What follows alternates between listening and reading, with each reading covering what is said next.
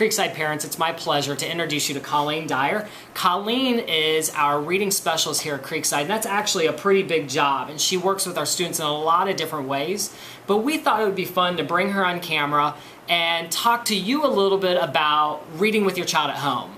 Although that sounds like a very simple thing, I know that we have parents that sit down with their child, get the book out, and then kind of struggle a little bit through, am I supposed to help my child read that word? What am I supposed to do? What does a teacher do at school? And those types of things. So Colleen, I appreciate you willing to step out maybe of your comfort zone and be on camera and help us out. So we have a few things that we've written down here, and maybe you could just have a conversation, dialogue about what those things are. So first off, let's talk about environment.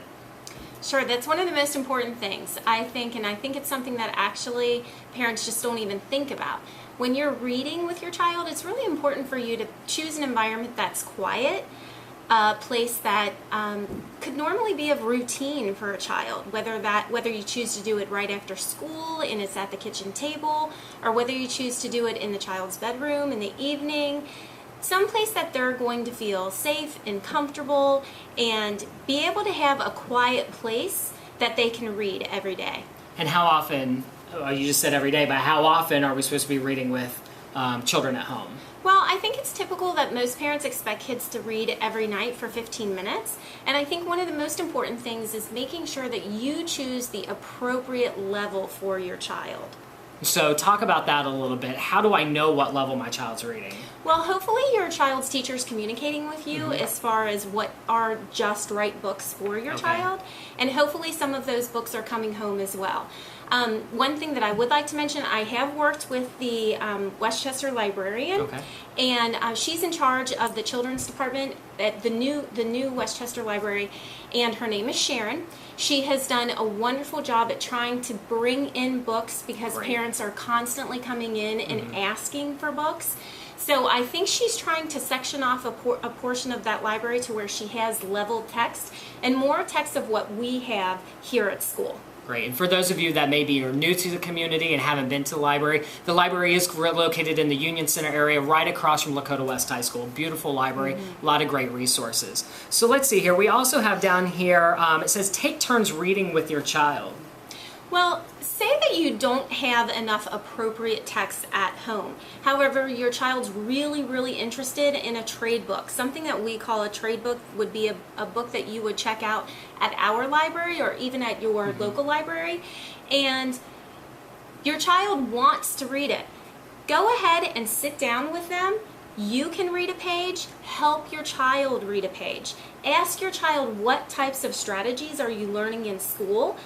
The children are used to hearing the word strategies. We can talk about different types of strategies that the teachers are teaching them, but it's fine for you to partner read with your child. Yeah, and that next point that you had down here was that, point to the words when you're reading. And knowing our students, we have a broad spectrum of where they range in terms of the ability to read here. Creekside coming in the kindergarten to leaving first grade. Some students are just knowing some sight words. Some kids are at the beginning stages. So talk a little bit about what that looks like as you're reading. Sure, definitely. It's okay to point to words, especially at the beginning of the year, especially in first grade. Lots of times I think parents think that it's going to be an issue if their child is still pointing, but to be perfectly honest with you, it really helps your child understand that reading does go from left to right. It helps children understand the one-on-one correspondence with a word, and you knowing as a parent, are they reading the correct word if they're pointing to that word?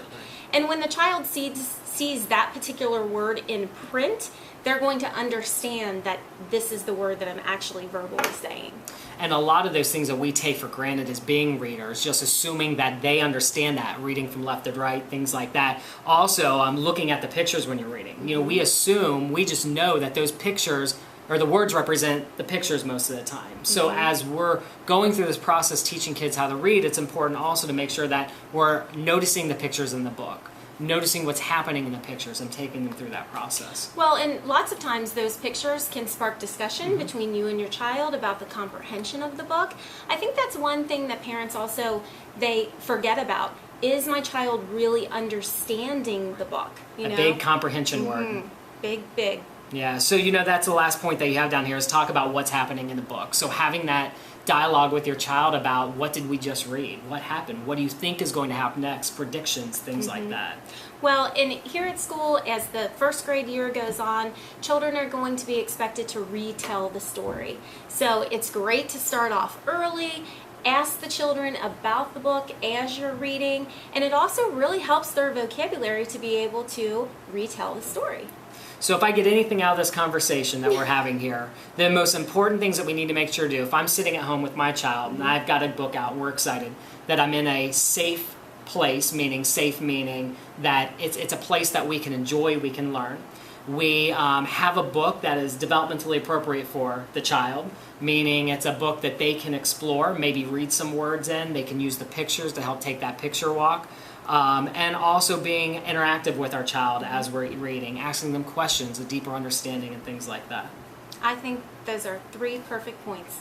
Now, Colleen, are you the type of person that if a parent had a question or just maybe needed a little bit more of a nudge in helping understand what they can do, could they reach out to you? Definitely. Anytime. They can call the school, ask for my extension, or just send me a quick email. It's Colleen.com.